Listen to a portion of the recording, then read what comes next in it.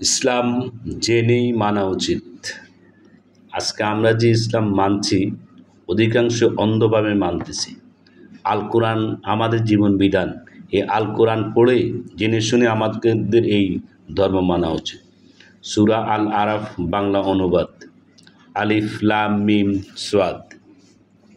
এটি একটি গ্রন্থ যা আপনার প্রতি অবতীর্ণ হয়েছে, যাতে করে আপনি এর মাধ্যমে ভীতি প্রদর্শন করতে পারেন। অতএব এটি পৌঁছে দিতে আপনার মনে কোনোরূপ সংকীর্ণতা থাকা উচিত নয়। আর এটি বিশ্বাসীদের জন্য উপদেশ। তো কোরআন হলো উপদেশ। এই কোরআনের উপদেশ জানতে হলে এই আল কোরআন আপনাকে জানতে হবে। এই আল আরাফের ২ নম্বর আয়াতটিতে আল্লাহ তাআলা রাসূল সাল্লাল্লাহু আলাইহি ওয়াসাল্লামকে এই কথাটাই বুঝিয়ে বলেছিলেন, তোমরা অনুসরণ করো যা তোমাদের প্রতিপালকের পক্ষ থেকে অবতীর্ণ হয়েছে এবং আল্লাহকে বাদ দিয়ে অন্য সাথীদের অনুসরণ করো না। এখানে বলে যে আল্লাহকে বাদ দিয়ে আল্লাহর যে তোমরা অনুসরণ করো যা তোমাদের প্রতিপালকের পক্ষ থেকে অবতীর্ণ হয়েছে। তা আমাদের প্রতিপালকের পক্ষ থেকে অবতীর্ণ হয়েছে আল কোরআন, এবং আল্লাহকে বাদ দিয়ে অন্য সাথীদের অনুসরণ করো না। তা আমাদেরকে অন্য সাথীদের অনুসরণ করো না। অন্য সাথী কারা?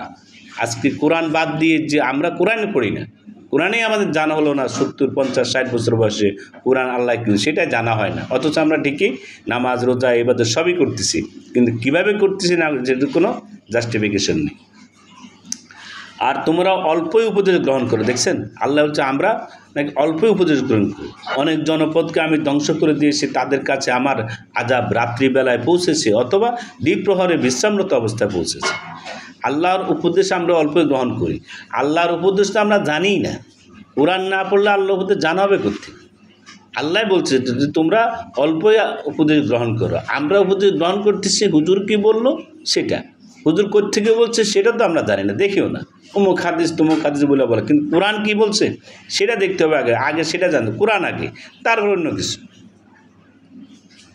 অনন্তর যখন তাদের কাছে আমার আযাব উপস্থিত হয় তখন তাদের কথা এই, তারা বলল নিশ্চয়ই আমরা অত্যাচারী ছিলাম।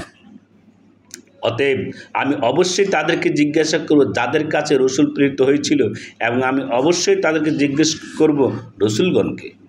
অতঃপর আমি স্বজ্ঞানে তাদের কাছে অবস্থা বর্ণনা করব। বস্তুত আমি অনুপস্থিত ছিলাম না। আর সেদিন যথার্থ ওজন হবে।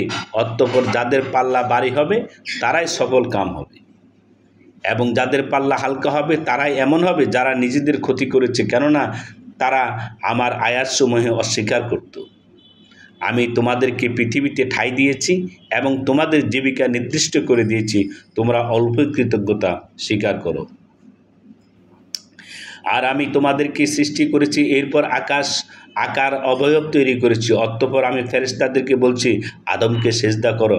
তখন সবাই সেজদা করছে, কিন্তু সে ইবলিস সে সেজদাকারীদের অন্তর্ভুক্ত ছিল না। আর আল্লাহ বললেন, আমি যখন নির্দেশ দিয়েছি তখন তোকে কিসে সেজদা করতে বারণ করলো? সে বলল, আমি তার চাইতে শ্রেষ্ঠ। আপনি আমাকে আগুন দ্বারা সৃষ্টি করেছেন এবং তাকে সৃষ্টি করেছেন মাটির দ্বারা। বললেন, তুই এখান থেকে যা, এখানে অহংকার করার কোনো অধিকার তোর নাই। অতএব তুই বের হয়ে যা, তুই হীনমদের অন্তর্ভুক্ত। সে বলল, আমাকে কিয়ামত দিবস পর্যন্ত অবকাশ দিন। আল্লাহ বললেন, তোমাকে সময় দেওয়া হলো। সে বলল, আপনি আমাকে এমন উদ্ভ্রান্ত করেছেন, আমিও অবশ্য তাদের জন্য আপনার সরল পথে বসে থাকব। এরপর তাদের কাছে আসব তাদের সামন দিক থেকে, পেছন দিক থেকে, ডান দিক থেকে এবং বাম দিক থেকে। আপনি তাদের অধিকাংশ কৃতজ্ঞ পাবেন না। আল্লাহ বললেন, বের হয়ে যায় এখান থেকে লাঞ্ছিত ও অপমানিত হয়ে। তাদের যে কেউ তোর পথে চলবে, নিশ্চয়ই আমি তোদের সবার দ্বারা জাহান্নাম পূর্ণ করে দেব। হে আদম, তুমি এবং তোমার স্ত্রী জান্নাতে বসবাস করো। অতঃপর সেখান থেকে যা ইচ্ছা খাও, তবে এই বৃক্ষের কাছে যেও না, তাহলে তোমরা গুনাহগার হয়ে যাবে। অতঃপর শয়তান উভয়কে পরিচিত করল, যাতে তাদের অঙ্গ যা তাদের কাছে গোপন ছিল তাদের সামনে প্রকাশ করে দেয়।